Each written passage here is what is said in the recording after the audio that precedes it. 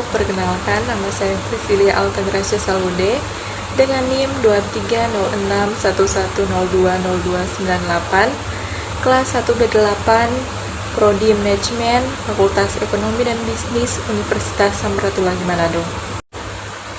Dan pada saat ini saya akan membuat materi berupa video untuk memenuhi tugas Bahasa Indonesia teks ulasan buku dengan dosen pengajar Dr. Anda Jenny Imbang, M.Hum. Selamat menyaksikan dan semoga bermanfaat.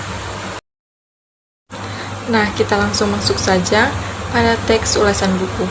Buku yang saya ulas adalah buku manajemen keuangan. Tentu dalam mengulas buku, kita harus mengetahui struktur teks ulasannya. Struktur teks ulasan terdiri dari yang pertama identitas, yang kedua orientasi, yang ketiga tafsiran isi, keempat evaluasi, dan yang kelima rangkuman. Kita masuk pada bagian pertama yaitu identitas.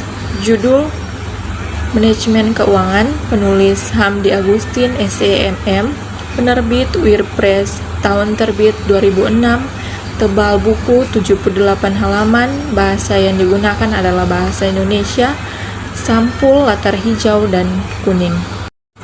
Bagian kedua yaitu orientasi. Hamdi Agustin merupakan seorang penulis yang lahir di Pekanbaru, tanggal 25 Agustus 1972. Beliau telah menyelesaikan pendidikan sarjana ekonomi di Fakultas Ekonomi Universitas Pancasila Jakarta tahun 1996. Pada tahun 1998, beliau melanjutkan pendidikan jenjang magister di Universitas Gadjah Mada dan menyelesaikan studinya pada tahun 1999. Dan sekarang beliau aktif sebagai dosen tetap pada Fakultas Ekonomi Universitas Islam Riau tahun 2002 sampai dengan sekarang dan menjabat sebagai sekretaris jurusan manajemen di FE UIR. Buku Manajemen Keuangan menjelaskan tentang prinsip dan teori-teori manajemen keuangan beserta contoh soal yang merupakan aplikasi dalam pengelolaan keuangan perusahaan. Manajemen keuangan merupakan salah satu bagian aktivitas yang saat ini mempunyai peran sangat penting bagi perusahaan. Buku Manajemen Keuangan akan dibahas penggunaan modal jangka pendek, sehingga akan dibahas bagaimana pengelolaan modal jangka pendek tersebut secara efektif dan efisien. Bagian ketiga yaitu tafsiran isi. Bab 1 dan 2 menyajikan tentang permodalan dan jenis-jenis modal. Penulis menjelaskan tentang pengertian manajemen keuangan sebagai awal dari buku tersebut. Penulis menjelaskan mengenai penggunaan modal, sumber modal, dan lain-lain. Di sini penulis menekankan pentingnya pemahaman tentang permodalan dan jenis modal dan mempelajari manajemen keuangan. Penulis menjelaskan juga tentang modal asing atau hutang dan juga pengelolaan dana di mana ini sangat penting bagi pembaca untuk dapat mengetahui tentang jenis-jenis modal. Bab 3 dan 4 menyajikan tentang sumber-sumber penawaran modal dan manajemen modal kerja. Di sini penulis menjelaskan tentang sumber-sumber modal di mana dijelaskan tentang sumber internal dan sumber eksternal dan juga tentang laba dari modal. Bab 5 dan 6 menyajikan tentang manajemen kas dan manajemen persediaan. Penulis menjelaskan tentang pengelolaan kas merupakan fungsi keuangan yang paling mendasar dalam perusahaan. Karena hal ini berkaitan dengan perencanaan dan pengendalian kas. Selain itu, di dalam aktivitasnya, manajer keuangan harus mengetahui besar jumlah kas yang dibutuhkan setiap waktu dalam kegiatan perusahaan. Adapun bab 6 menjelaskan tentang bagaimana perusahaan yang berfungsi untuk mengatur persediaan barang yang dimiliki, mulai dari cara memperoleh persediaan, penyimpanannya, sampai persediaan tersebut dimanfaatkan untuk dikeluarkan. Bab 7 dan 8 menyajikan tentang manajemen piutang dan analisis sumber dan penggunaan kas. Penulis menjelaskan pada umumnya orang akan senang menjual tunai daripada kredit, tetapi tekanan persaingan memaksa hampir semua perusahaan untuk menawarkan penjualan kredit. Pada saat dikirimkan, persediaan menjadi berkurang dan timbullah piutang.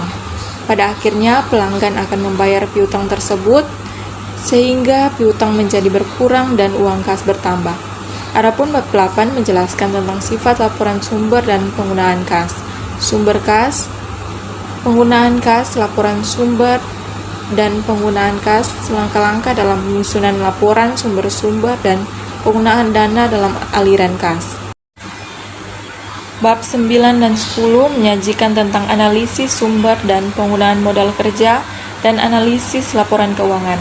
Penulis menjelaskan tentang analisis laporan keuangan yang bertujuan untuk mendapatkan informasi tentang perubahan modal kerja perusahaan serta sebab-sebab perubahan tersebut yang dikenal dengan sumber modal kerja dan penggunaan modal kerja pada suatu periode. Informasi ini sangat penting untuk menilai kemampuan perusahaan dalam mengelola dana atau modal kerja untuk membiayai operasional perusahaan. Modal kerja yang dimaksud adalah modal kerja bersih, yaitu selisih lebih aktiva lancar di atas utang lancar. Oleh karena itu, yang menjadi sumber dan penggunaan modal kerja adalah akun-akun di luar aktiva lancar dan utang lancar. Adapun bab 10 menjelaskan tentang analisis laporan keuangan sebagai bagian dari analisis kerangka usaha yang lebih luas. Penulis menjelaskan mengenai strategi dalam aktivitas dunia usaha serta dampaknya pada laporan keuangan. Penulis juga menekankan pentingnya pemahaman akuntansi akrual dalam menganalisis dan relevansi dilakukannya analisis akuntansi untuk membuat penyesuaian yang dilakukan pada laporan keuangan sebelum melakukan analisis keuangan. Penulis menggunakan berbagai alat dan teknik yang sudah dikenal dalam menganalisis dan menginterpretasi laporan keuangan. Fitur yang penting dan unik adalah digunakan laporan tahunan Colgate sebagai sarana untuk menarik perhatian pembaca dan menekankan relevansi. Bagian keempat, evaluasi. Buku ini memiliki kelebihan dan kekurangannya. Dimulai dari kelebihan dari buku ini adalah dalam segi materi buku ini sudah baik. Dalam setiap bab terdapat pembahasan materi yang dibahas sangat detail dan mendalam. Buku ini juga memiliki berbagai macam contoh dan latihan yang membuat pembaca lebih memahami tentang manajemen keuangan. Dan kekurangan dari buku ini juga hanya terdapat tulisan, tidak terdapat gambar, sehingga para pembaca yang kurang menyukai buku ini akan merasa bosan dan jenuh untuk membacanya.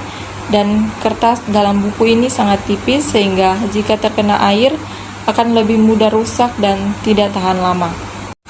Berbeda dengan buku ini, buku yang berjudul Pengantar Manajemen karya Sarina dan Mardella lebih membahas tentang faktor penyebab kenapa masalah itu muncul dalam berbagai aspek dan kenapa masalah itu semakin mempersulit perusahaan dan organisasi.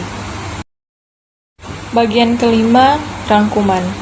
Buku manajemen keuangan sangat berguna, bisa menjadi rekomendasi sebab di dalam buku ini terdapat ilmu pendidikan, pendekatan manajemen keuangan, ilmu keuangan, dan teori laporan keuangan untuk memberikan sumber daya manusia dalam menjalankan sebuah laporan keuangan dalam sebuah perusahaan dan juga memberikan pengetahuan yang luas sebab manajemen keuangan berkaitan erat dengan seluruh aspek dalam kehidupan, baik itu contoh laporan keuangan perusahaan dan teorinya.